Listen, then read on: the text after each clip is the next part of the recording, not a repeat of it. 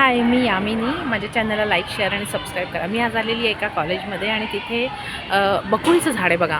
तर त्याला आहे ना असे थ्रेड्स आलेले आहेत, असे जसे वडाला असतात ना तसे. हे बघा, हे असे दोरे आहेत आणि अतिशय सुंदर आहे ते बघा. हात लावल्यावर ते तुटलं. तर बकुळीची फुलं जी असतात ना ती मी गोळा केली. हे बघा, ही अशी गोळा केली आणि त्याचा सुगंध असतो. ह्याला असं भोक असतं इथे मागे आणि ते असं ह्या उंचवट्यातून निघतं बाहेर दोरा. तर आपण त्याचे हार बनवतो आणि ते हार फार महाग असतात. हल्ली तर हार ते 50-50 रुपयाला मिळतात. हार म्हणजे गजरे टाईपच असतं. तर पूर्वी 10-10 रुपयाला मिळाले आम्ही लहान असताना. आणि ही बकुळीची फुलं पूर्वी सगळ्या मराठी लोकांच्या अंगणामध्ये असायची पूर्वी कोकणामध्ये.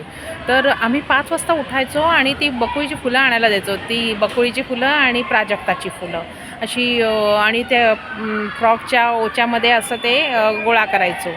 पदर असतो, ओचा म्हणजे पदर.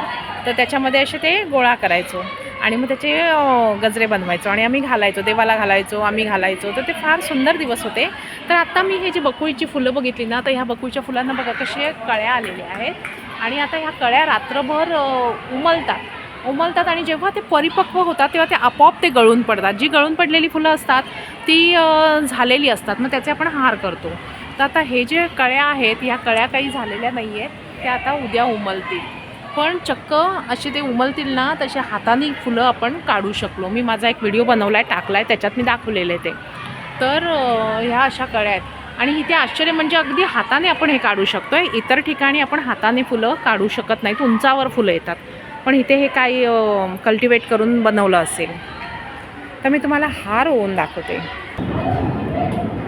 आता हे बघा, हे बकुळीचं फूल हे असं असतं आणि अतिशय सुंदर. बऱ्याच लोकांना माहीत नाही आहे की बकुळ नावाचं फूल असतं. त्याला अतिशय सुगंध असतो आणि ही कमी असतात हल्ली फुलं, कारण सगळ्यांनी बिल्डिंग बांधल्या त्यामुळे ती चांगली सुंदर झाडं तोडून टाकली. ह्याला खाली भोक असतं, निसर्गतःच असतं, म्हणजे देठ असतो त्यामध्ये. आता बघा, मी हे झाडाच्याच वेलीने ते ओवून दाखवते, कारण माझ्याकडे आता इथे कुठे दोरा असणार ना.